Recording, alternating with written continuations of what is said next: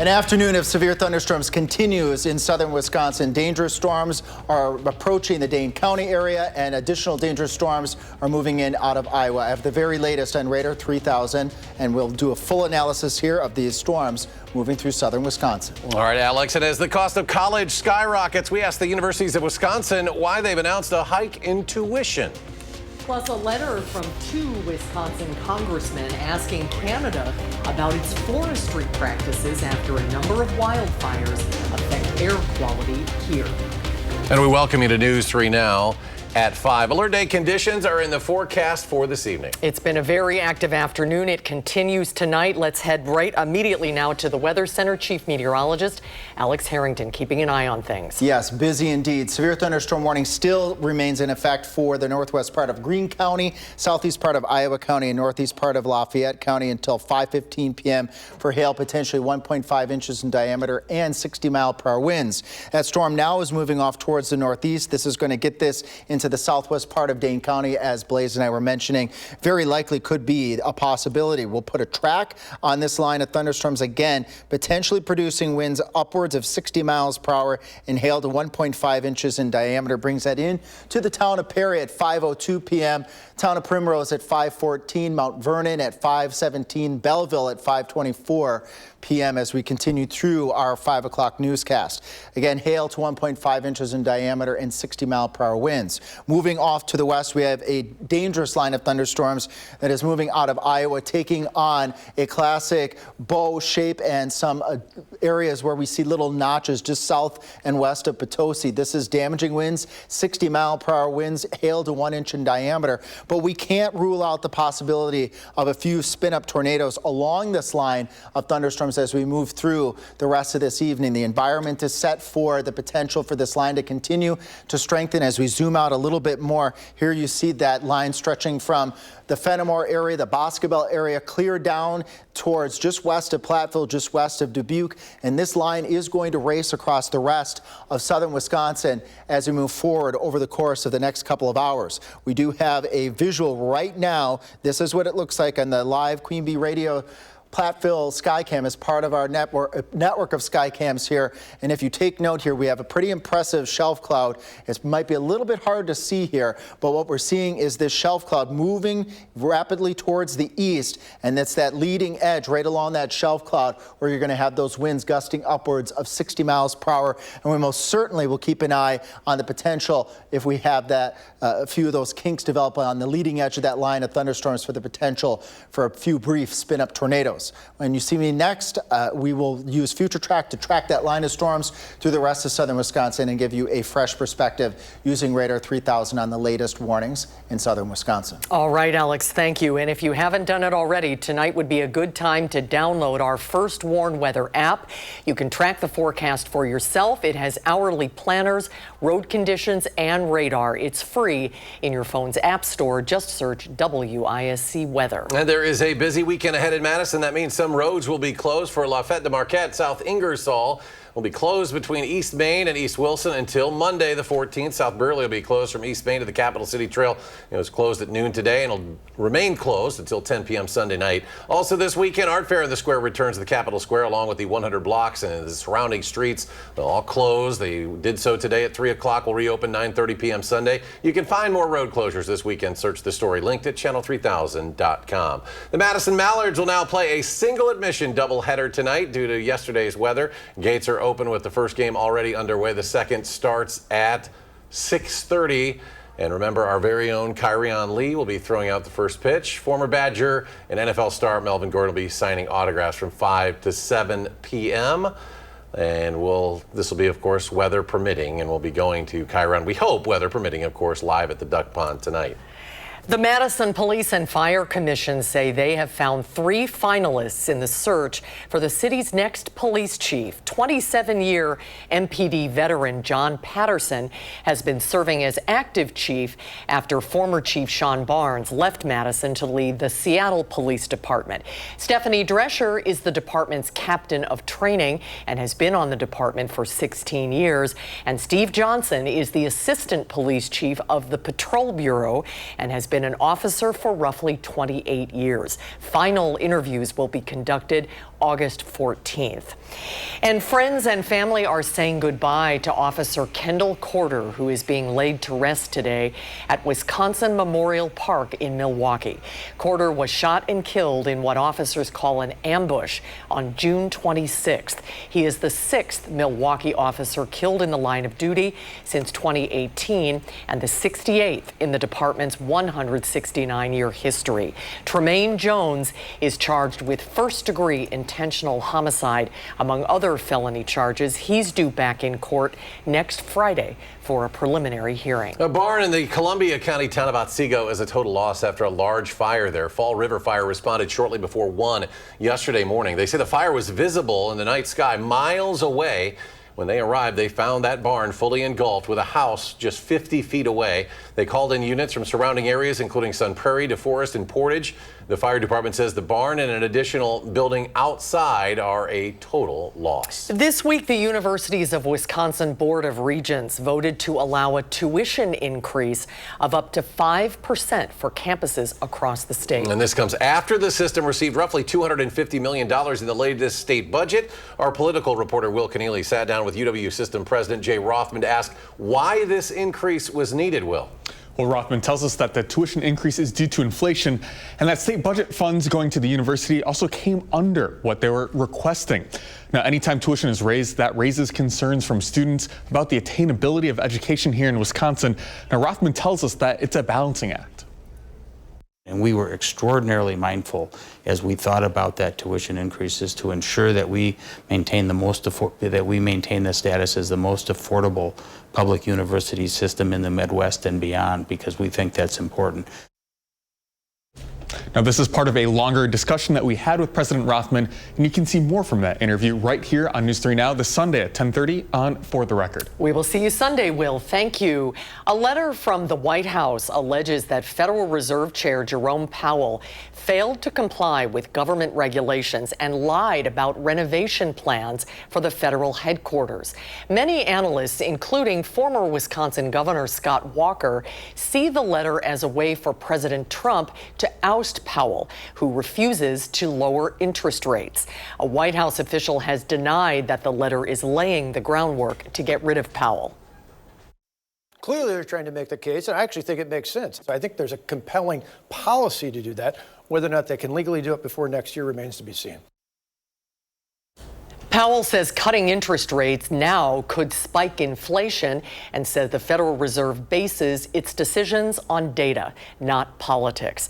Wisconsin House Representatives Tom Tiffany and Glenn Grothman have endorsed a letter to the U.S. ambassador to Canada, urging that country to improve its forest management practices. The letter to Ambassador Kirsten Hillman cites issues with smoke and air quality from Canadian wildfires. Congressman Tiffany said in a post on X, quote, "Our communities shouldn't suffer because of poor decisions made across the border."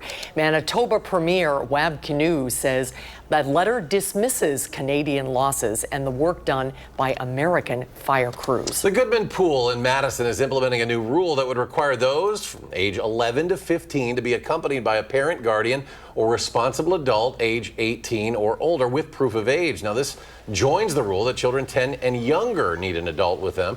Terrence Thompson, the Madison Community Parks manager, says that in the first 2.5 weeks, police were called to the pool 8 times this summer. Thompson says this new rule with help and recommendations from the community. How we can work better with the community, because this is a community issue. Our job is to manage the pool, and a lot of the stuff that's happening is coming from in the community and being resolved at the pool, unfortunately.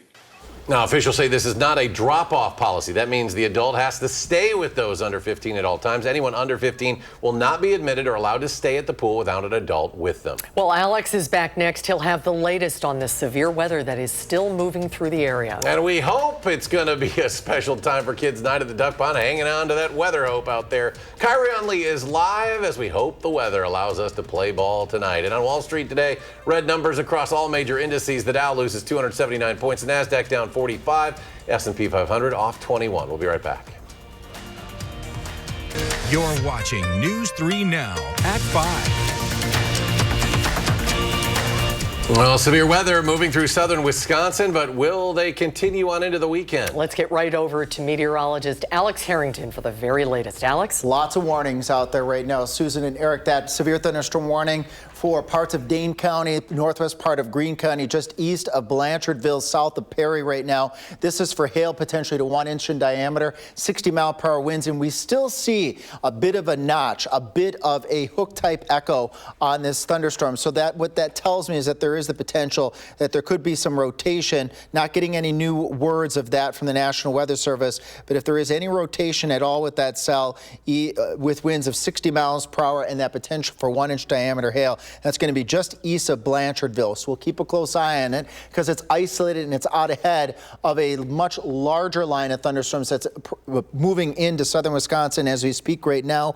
Wind gusts clocking upwards of 65 miles per hour in the Potosi area. So this is a considerable severe thunderstorm warning, meaning we have the potential for winds of upwards of 70 miles per hour. We can't rule out a couple of brief spin-up tornadoes. Severe thunderstorm warning also for Lafayette County as well, and for Iowa County as well, out ahead of this leading edge of this line of thunderstorms that's starting to pick up some pace in terms of its speeding up here. So let's put a track on this as this moves off towards the east at approximately 30 to 45 miles per hour. That's going to be bringing this line of thunderstorms with dangerous destructive winds in the Smelser area at 5:14, Platteville at 5:15 p.m. So that's right now. Benton at 5:18. You were experiencing that tornado warning hours ago. This is a severe thunderstorm, but this whole line of thunderstorms as it approaches Linden, Lone Rock, Mineral Point, and Dodgeville could very easily spin up a brief tornado at any point in time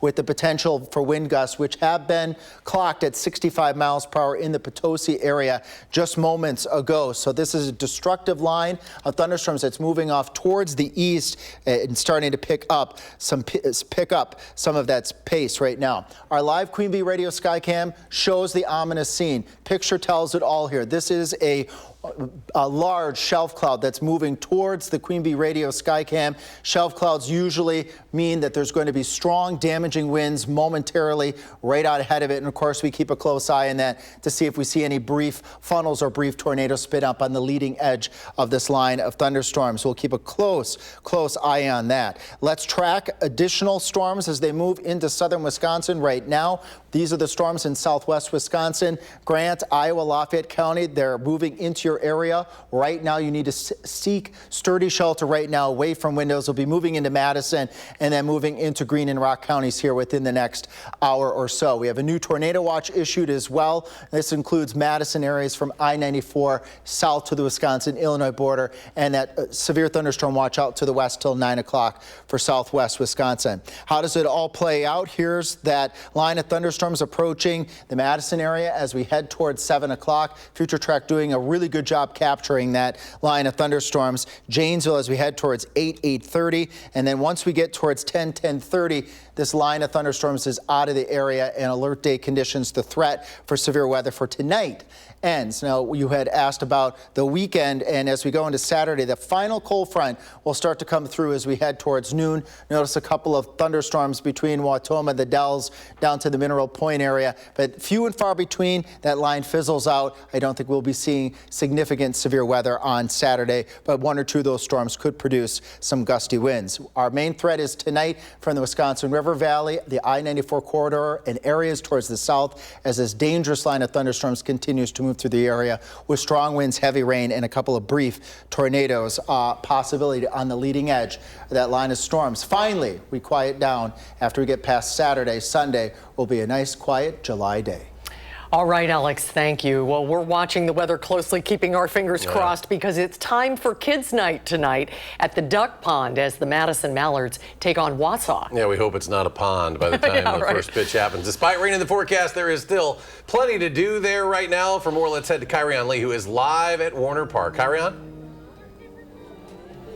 Yes, Eric, Susan, it is our time for Kids Night, and we're trying to have a lot of fun out here, but we're also trying to duck and dodge the rain right now. But we have had quite a few kiddos come up to the table here, and joining us now is Elisa Adams with SSM Health to tell us about everything you can do out here at the duck pond that hasn't quite turned into a pond just yet, Lisa. Yes, thankfully it is still pretty dry. So we're out here for Time for Kids. We've got 2 different games. You can spin the wheel and answer some digital trivia, test your knowledge about digital safety, or be a detective and decide which photos are real versus fake. And we've got some great prizes. We've got some Pop-It keychains. We've got some activity books. And then for the parents, if you would like to talk with your kids about their online activity and digital device use, we have our digital device guide here. If you don't make it out tonight, you can still find it online, either on the Time for Kids page at channel3000.com or at ssmhealth.com/timeforkids. Yes, our Time for Kids Night, all in partnership with SSM Health. And we are doing our campaign right now. Can you tell us a little bit about that and why we are doing these games out here? Yeah, absolutely. So last year when we were changing our campaign for Time for Kids, we did a little bit of surveying, asked families what they were interested in, and online digital safety was a big question that families had. So we've developed this guide and some other resources to help families really understand what they should talk about when they're setting rules and guidelines around what kids use digital devices to do, what they're using to watch and see, and then how they can kind of adjust those as their kids age. So that's what the guide's all about. That's kind of why we've got our digital safety game going tonight, and that's why we've got our AI versus real images quiz to see who knows what's real and what's not on the internet. Yes, a lot of that real and fake floating around out there. But again, this is our Time for Kids Night out here at the Duck Pond. It is still the first game of the doubleheader going on right now, but you can get in with just a single admission. So come on in. That second game will start about 30 minutes after this first game ends. We would love to see you all. We have some glow-in-the-dark glasses that the first 2,000 kids will be able to get. And then be sure, hopefully, if the rain holds out, stick around. There will be post-show fireworks. But yes, once again, our Time for Kids Night out here at the Duck Pond. Back to you, Eric and Susan.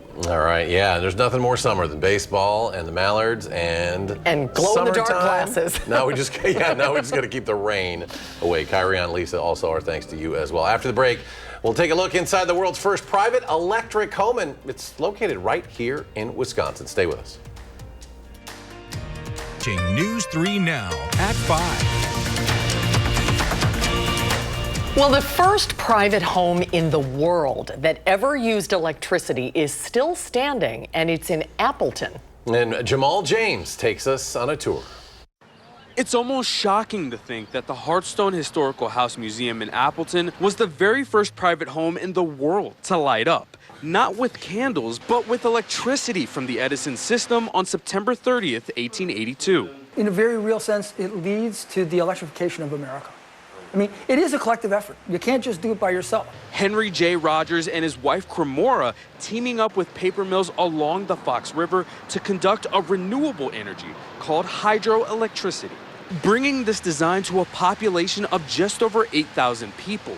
During the start of the industrial age, a time when air and water pollution was significantly high, according to Lynn Phillips, the curator. We have this big invention of Thomas Edison, but it's this little town in Appleton where it really became viable and where it really all started. And so it doesn't always happen in the big cities. It doesn't always happen with the big names. Turning this into a collaborative effort by the people who use this energy every day.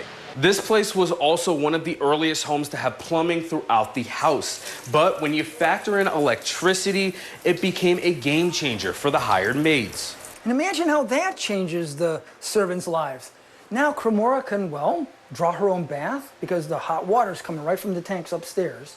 Leaving more time for the maids to focus on other tasks. George Schroeder, the executive director, showing us how that was for better or for worse. If you were upstairs in a bedroom, you could press the button there, and a card would flip over down here, and it says bedroom, and a bell would ring, and one of the maids would have to go see what you want now. With so many different ideas coming together in this very room, like the fight for women's rights and breaking language, ethnic, and religious barriers, you can learn all of that right now and during their 1882 idea event happening next year. Yeah, George was really in character there. We're always looking at the future. Nice to take a look at the past for just a bit. Very cool. We'll get a final check on the forecast with Alex. Ooh, wow, look at that. Where is that, Alex? Platteville? This is Platteville. This guy Who knows where that is? Look at the rain coming down. We'll be right back.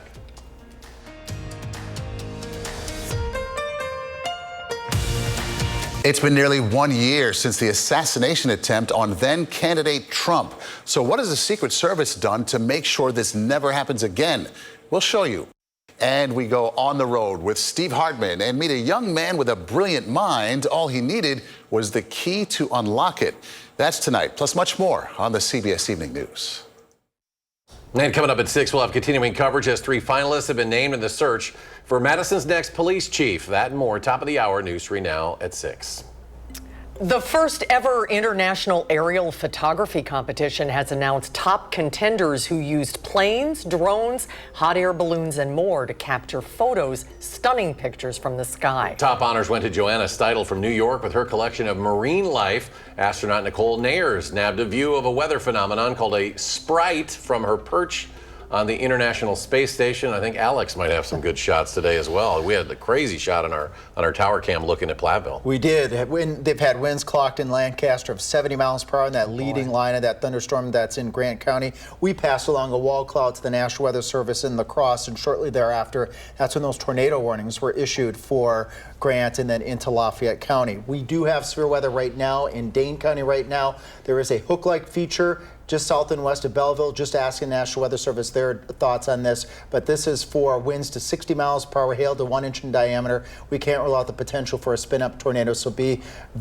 very tuned in to Channel 3 here over the course of the next half hour as we continue to track that thunderstorm. Then we have additional thunderstorms that are moving through the southwest part of the state. Take note here of considerable threat here. Iowa, Grant, Lafayette counties. This will eventually extend over into Dane and Greene counties. Winds potentially upwards of 70 miles per hour. We've had that 70 mile per hour wind reported in the Lancaster area, and this is moving off to the east rapidly. We'll have the latest updates for the next 30 minutes if we need to cut in, and more at 6. Absolutely. Great job, Alex. Thank you. Great job. CBS Evening News is next, but as Alex mentioned, we'll cut in as needed to monitor the weather.